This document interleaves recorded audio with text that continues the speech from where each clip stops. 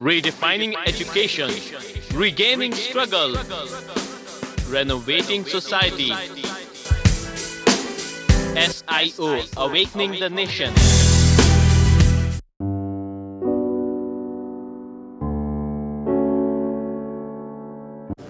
वस्सलातु वस्सलामु अला रसूलिल्लाह व अला आलिहि व सहबिहि व मन वाला अम्मा बाद। हज़रात, अब जिस मौजू पर मुझे गुफ्तगू करना है आपके साथ, ये मौजू बहुत अहम है और बहुत बड़ा मौजू है, बहुत वसी मौजू है। हुज़ूर अकरम सल्लल्लाहु अलैहि वसल्लम की तालीमात के सिलसिले में कुछ नुमायाँ बातें हमारे सामने रहनी चाहिए, क्योंकि उसका ताल्लुक़ हिंदुस्तान से भी है और हिंदुस्तानी पस मंज़र से भी है कि कुछ खुसूसियात, वैसे तो बहुत सारी खुसूसियात हैं, लेकिन कुछ मैं आपके सामने ज़िक्र करना चाहूँगा। एक तो ये कि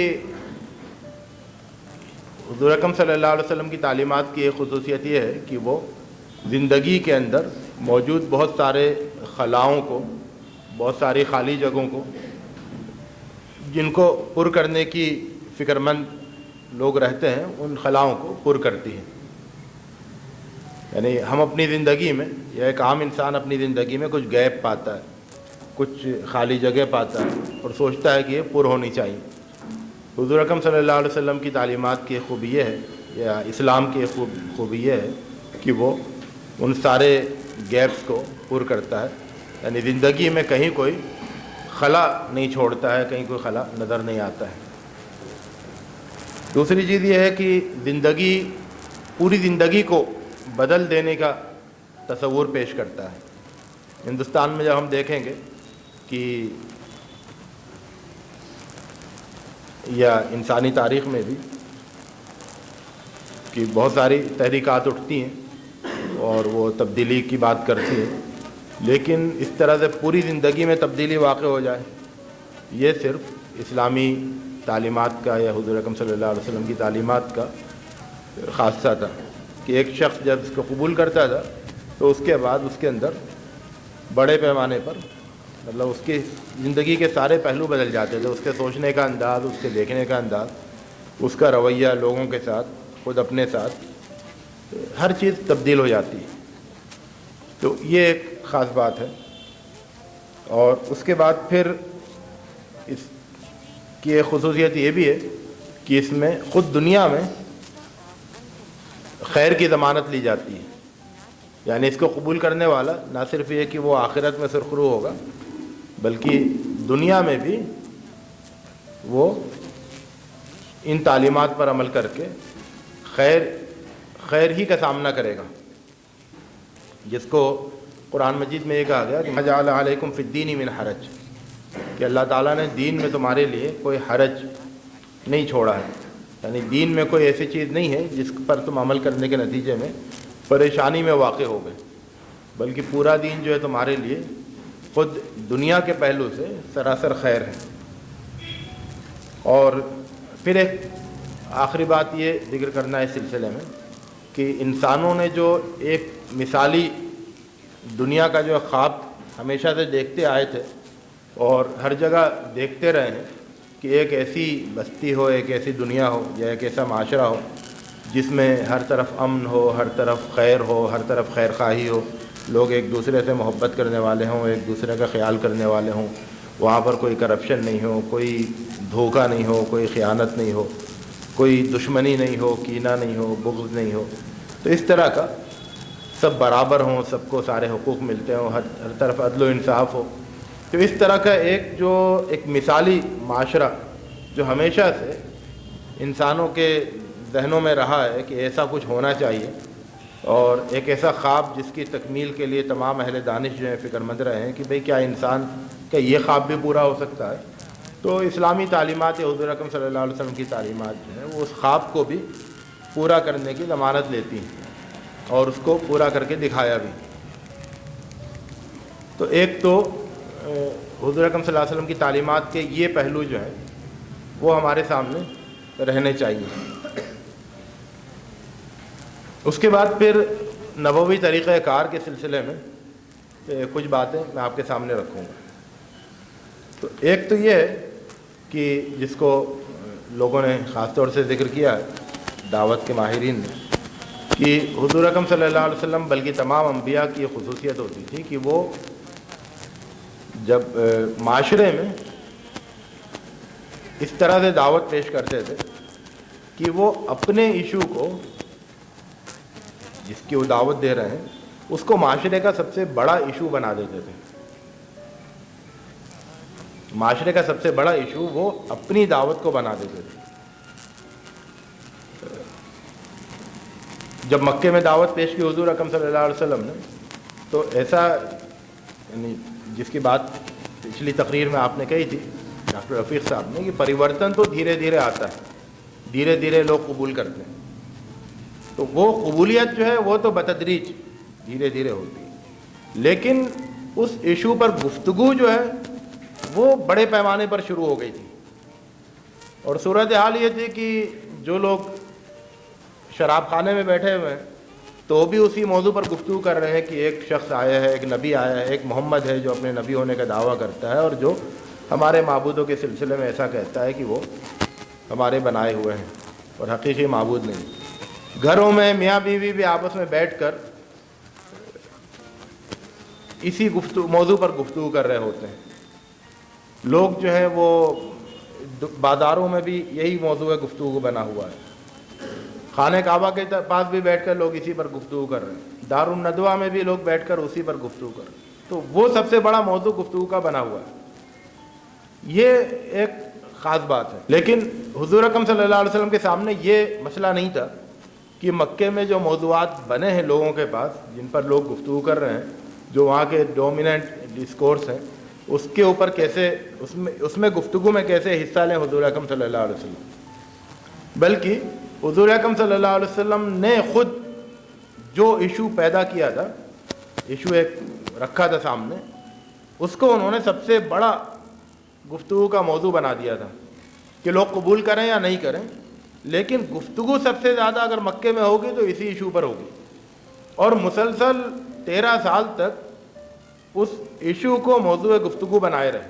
یعنی یہ بھی بہت غیر معمولی بات ہے کہ ایک ایشو 13 سال تک لوگوں کی گفتگو کا موضوع بنا رہے اور بڑے پیمانے پر ہر سطح پر, کہ باقی سارے ایشوز پیچھے چلے جائیں اور ایک ہی ایشو پر 13 سال تک گفتگو ہوتی رہے. تو یہ ایک خاص پہلو ہے جو ہمیں سامنے رکھنا ہے. دوسری بات تعلیمات نبوی کے حوالے سے یہ سامنے آتی ہے کہ حضور اکرم صلی اللہ علیہ وسلم نے عملی نمونوں پر عملی نمونہ پیش کیا قرآن مجید کا یا الہی تعلیمات کا.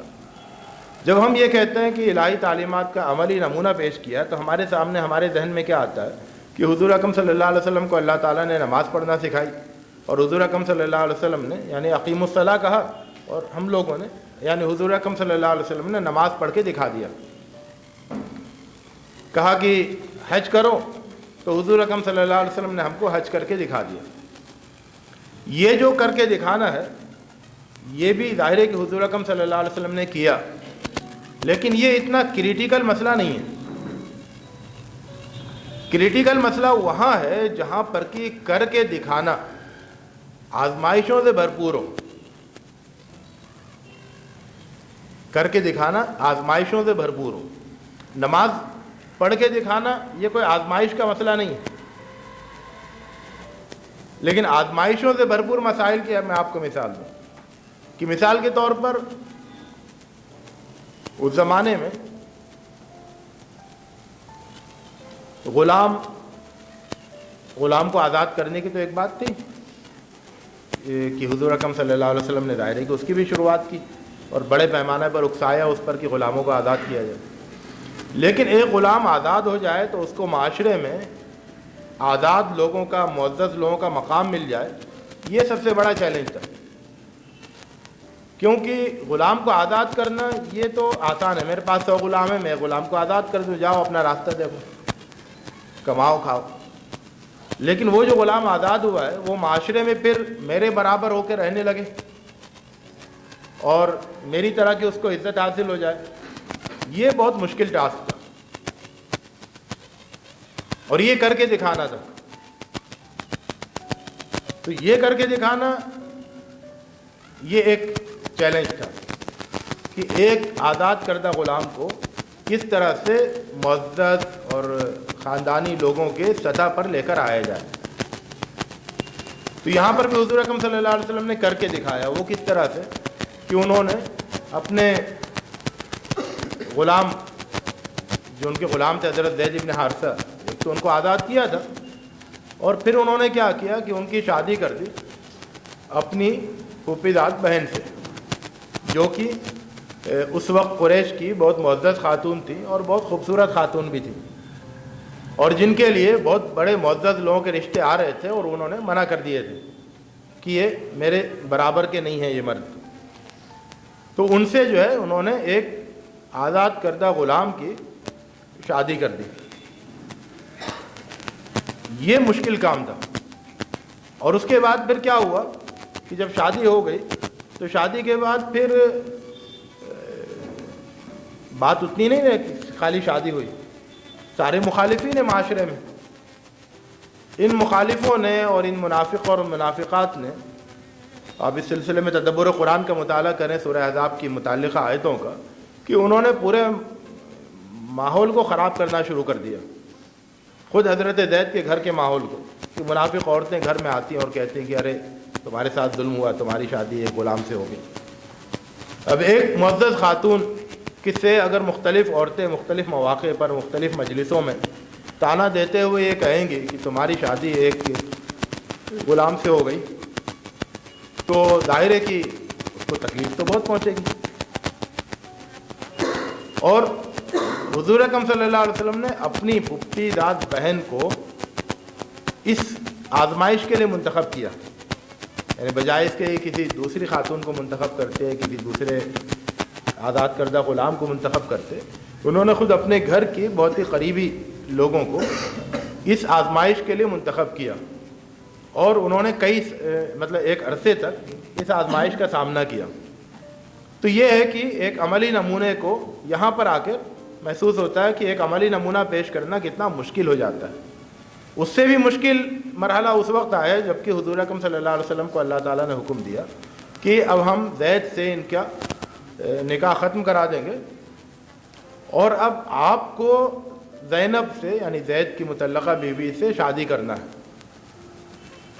کیا لوگوں کو ایک عملی نمونہ لوگوں کے سامنے پیش کرنے کے لیے.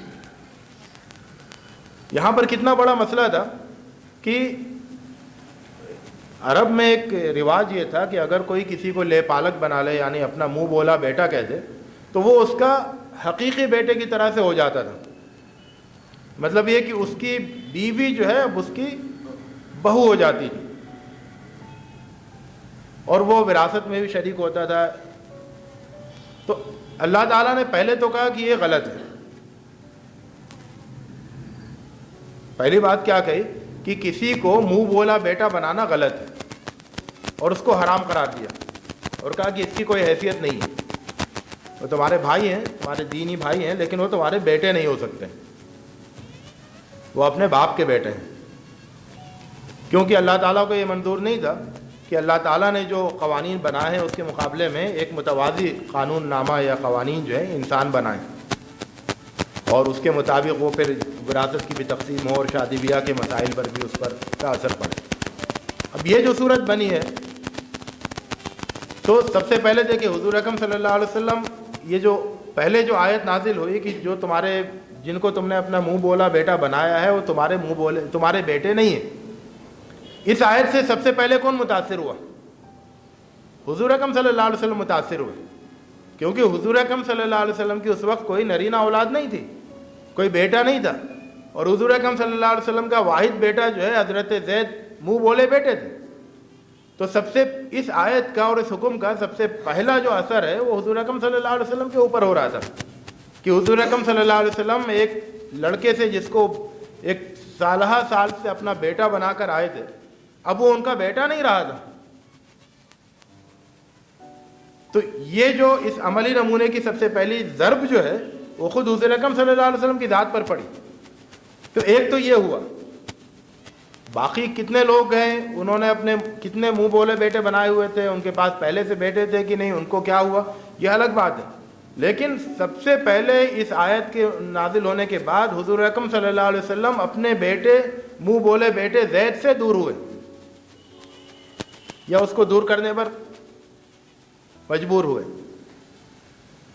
اس کے بعد آگے کیا ہوا کہ اللہ تعالیٰ نے کہا کہ لوگوں کے سامنے بالکل واضح کر دینے کے لیے کہ منہ بولا بیٹا نہیں ہوتا ہے, حضور اکرم صلی اللہ علیہ وسلم کو ایک اور نمونہ عملی پیش کرنا ہوگا کہ وہ منہ بولے بیٹے کی متعلقہ بیوی سے شادی کریں. کتنی بڑی آزمائش تھی یہ کہ معاشرہ سمجھتا ہے کہ حضرت زینب آپ کی بہو ہیں, یہ معاشرہ کہتا ہے, اور آپ نے یہ طے کیا آپ کو اب اس سے متعلقہ جو بہو تو بہو رہتی ہے, یعنی اگر کسی کے بیٹے نے اپنی بیوی کو طلاق دے دی تو ٹھیک ہے وہ اس کی بیوی نہیں رہی, لیکن بہو تو رہی اپنے سسر کی. سسر سے تو شادی نہیں ہو سکتی ہے اس کی, کبھی نہیں ہو سکتی, زندگی بھر نہیں ہو سکتی.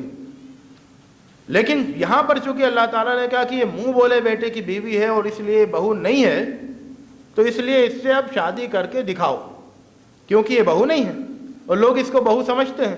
لوگوں کے ذہن سے اس بات کو نکالنا ہے, اور اس کے لیے ایک عملی نمونے کی ضرورت ہے, اور ایک بہت ہی مشکل عملی نمونے کی ضرورت ہے, جس کے لیے کوئی سامنے آنا بہت مشکل بات تھی, کسی کا سامنے آنا. لیکن حضور اکرم صلی اللہ علیہ وسلم کو اس کے لیے سامنے لایا گیا. لوگ کہانی کرتے ہیں کہ حضور اکرم صلی اللہ علیہ وسلم نے شادی کر لی اور یہ وغیرہ. میں یہ کہتا ہوں کہ اتنی بڑی آزمائش تھی ہے کہ جس طرح سے حضرت ابراہیم علیہ السلام کو آگ پر ڈال دینے کی آزمائش تھی, اس سے بڑی آزمائش یہ تھی کہ آپ کو یہ حکم دیا جائے کہ زینب سے شادی کر لو اللہ تعالیٰ کی طرف. بہت زبردست آزمائش تھی. آپ اس کی نزاکت کو محسوس کریں, اس کے اندر جو خطرناکی ہے کہ ایک معزز آدمی سے یہ کہا جا رہا ہے کہ جس کو سارا معاشرہ پورے عرب کا تمہاری بہو سمجھتا ہے وہ تمہاری بہو نہیں ہے, اس لیے اس سے شادی کر کے لوگوں کو یہ دکھاؤ کہ یہ واقعی تمہاری بہو نہیں ہے, اور لوگ بھی پھر اس نمونے پر عمل کریں. سورہ احزاب کی ان آیتوں کو پڑھیے, لِكَيْ لَا يَكُونَ عَلَى الْمُؤْمِنِينَ حَرَجٌ فِي أَزْوَاجِ أَدْعِيَائِهِمْ. اب یہ کیا ہے, کتنا مشکل نمونہ, عملی نمونہ. تو میں آپ سے یہ کہہ رہا تھا کہ تعلیمات نبوی کا جو یہ پہلو ہے کہ عملاً کر کے دکھانا, عملی نمونہ پیش کرنا, اس کو آپ صرف نماز پڑھ کے دکھائی اور حج کر کے دکھایا خالی اس پر مت رکھیے, وہ تو بہت آسان معاملہ ہے. لیکن جہاں پر عملی نمونہ پیش کرتے ہوئے پورے معاشرے کے تیز نگاہوں کا نشانہ بننا پڑے, طنز و تشنیع کا نشانہ بننا پڑے, لوگوں کے تانے سننا پڑے, جس معاشرے میں منافق رہ رہے ہوں, منافقات رہ رہی ہوں, مخالفین رہ رہے ہوں, اور ہر طرف پروپیگنڈا افواہیں پھیلانے کا ماحول ہو, وہاں پر ان ساری چیزوں کو فیس کرنا پڑے, یہ کتنی بڑی آزمائش ہے.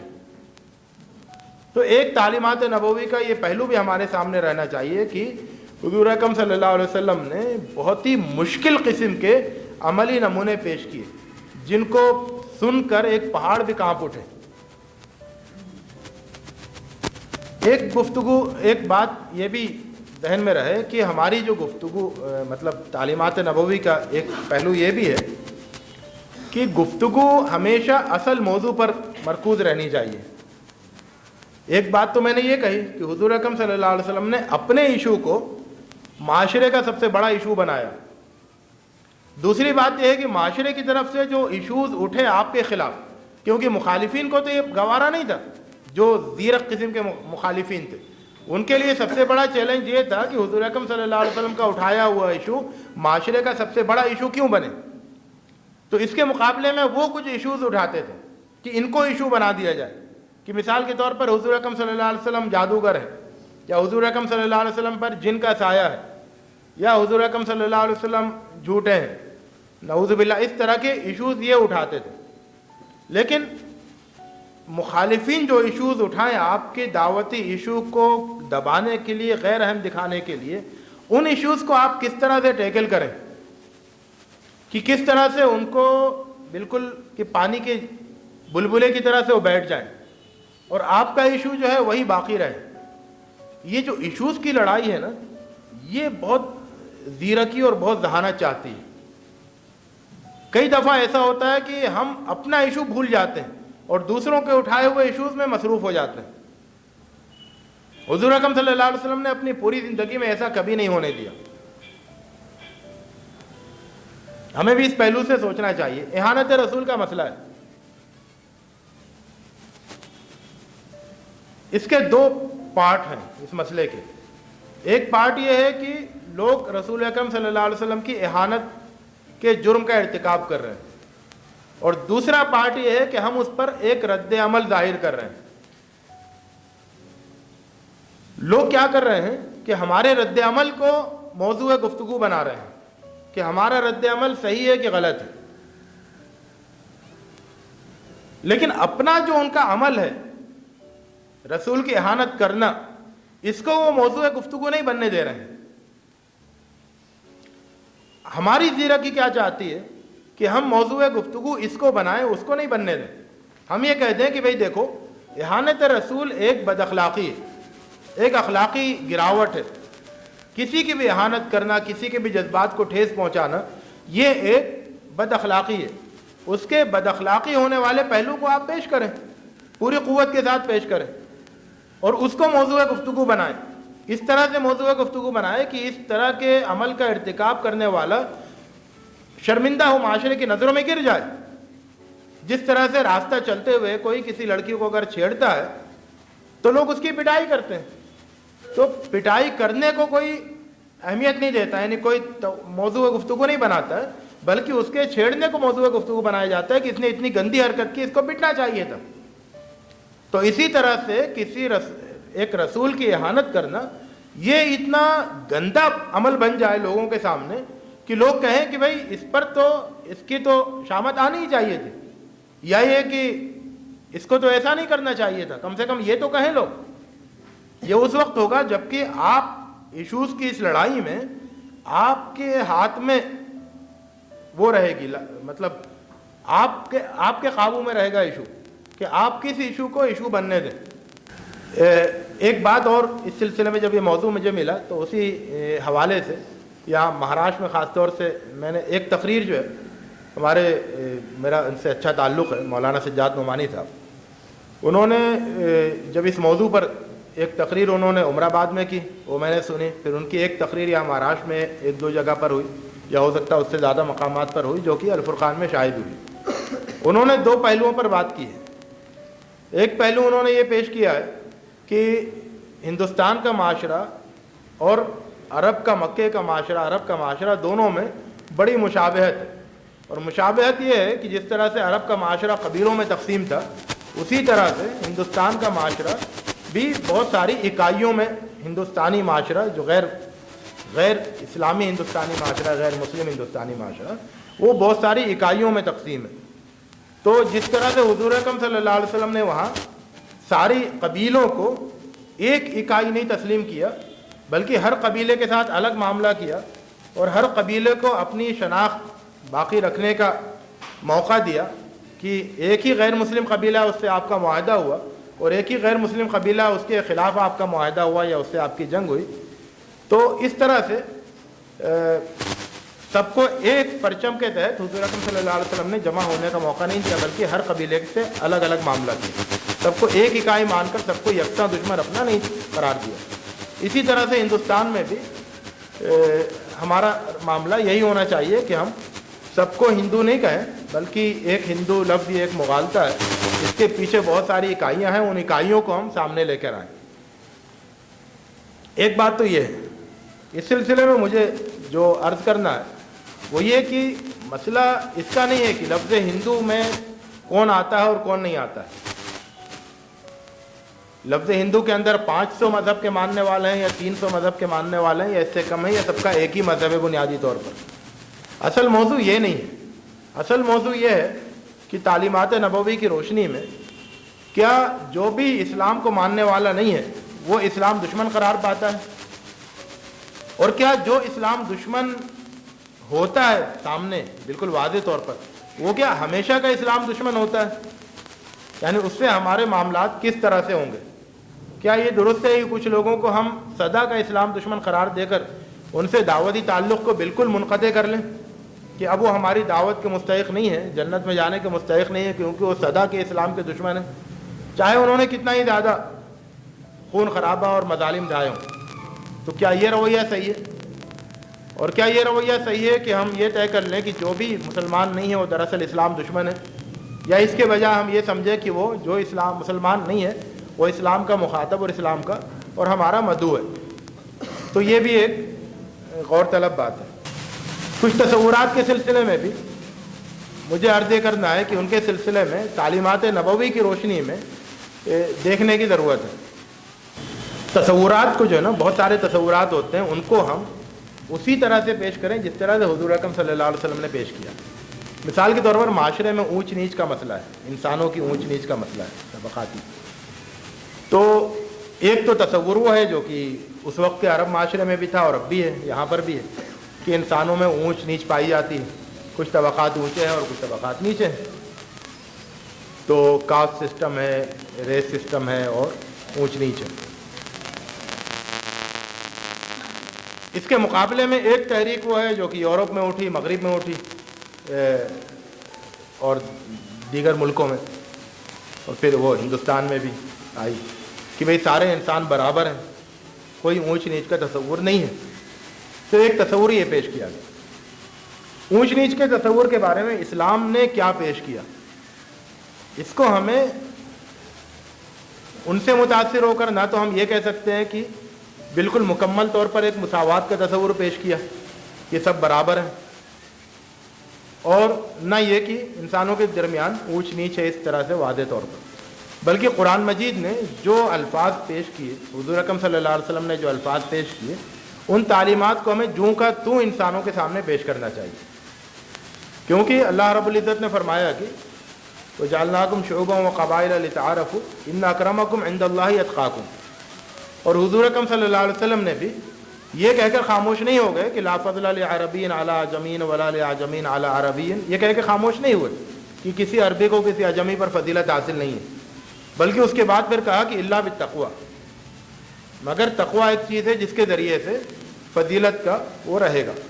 تو یہاں پر کیا ہے کہ انسانوں کے درمیان یہ تو صحیح ہے کہ سب انسانوں کو اللہ تعالیٰ نے برابر پیدا کیا، لیکن انسانوں کے اندر خود اوپر اٹھنے کی اور اپنا امتیاز دکھانے کی ایک فطرت پائی جاتی ہے، کہ کچھ ایمبیشیس لوگ ہوتے ہیں وہ اوپر اٹھنا چاہتے ہیں، اور کچھ ڈل قسم کے لوگ ہوتے ہیں جو نیچے رہ جاتے ہیں۔ لیکن یہ مسابقہ کس میدان میں ہو، اس کو بھی حضور اکرم صلی اللہ علیہ وسلم نے اور قرآن مجید نے طے کیا کہ یہ پرہیزگاری کے معاملے میں اور اللہ سے ڈرنے کے معاملے میں اور نیک بننے کے معاملے میں ہو۔ تو یہ پیکج جو پورا پیکج جو ہے نا مساوات کا، وہ ہمیں سامنے پیش کرنا ہوگا کہ اسلام میں اونچ نیچ کے، یعنی لوگوں سے اوپر اٹھنے کے جتنے بھی دوسرے معیارات تھے ان کا تو اسلام نے خاتمہ کر دیا، جن کا تعلق قسمت سے تھا، جن کا تعلق نصیب سے تھا، اور جن کا تعلق انسان کے اپنی کوشش سے نہیں ہوتا ہے کہ فلاں گھر میں پیدا ہوا تو ظاہر ہے کہ وہ اس کا نصیب تھا وہ۔ تو ان ساری چیزوں کو ختم کر کے قرآن مجید نے اور اسلام نے تعلیمات نبوی میں اوپر اٹھنے کا وہ چیز دی گئی جس کے اندر دو باتیں تھیں۔ اوپر اٹھنے کا یہ جو معیار دیا گیا اس کے اندر دو باتیں تھیں۔ ایک تو یہ کہ یہ اوپر اٹھنا انسانوں کے اختیار میں ہے، جو محنت کرے گا وہ اوپر اٹھے گا، صالحیت اور خدا ترسی کے میدان میں جو محنت کرے گا وہ اوپر اٹھے گا، اور جو محنت نہیں کرے گا وہ نیچے رہ جائے گا۔ تو ایک تو یہ کہ یہ محنت سے تعلق رکھتا ہے، قسمت سے تعلق نہیں رکھتا ہے یہ معاملہ، اور دوسرے یہ کہ یہ وہ محنت ہے جو کہ اپنے آپ میں پسندیدہ چیز۔ مثال کے طور پر دولت مند بننا، یہ وہ محنت ہے جو اپنے آپ میں پسندیدہ نہیں کہی جاتی ہے۔ مطلب ایک آدمی دولت کی دوڑ میں آگے بڑھ رہا ہے تو یہ خود ایک کوئی پسندیدہ چیز نہیں ہے انسانوں کے درمیان، اس کو لالچ بھی کہتے ہیں، اس کو حرص بھی کہتے ہیں۔ لیکن کوئی نیکی کے میدان میں اگر آگے بڑھ رہا ہے، تیز دوڑ رہا ہے، تو اس کو کوئی برا نہیں کہتا ہے۔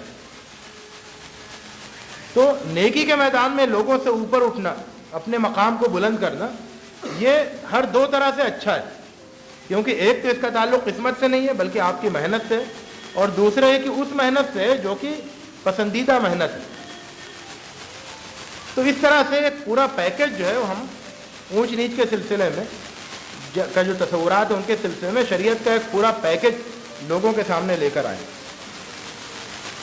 یہ کچھ باتیں تھیں جو میں نے آپ کے سامنے پیش کی تھی۔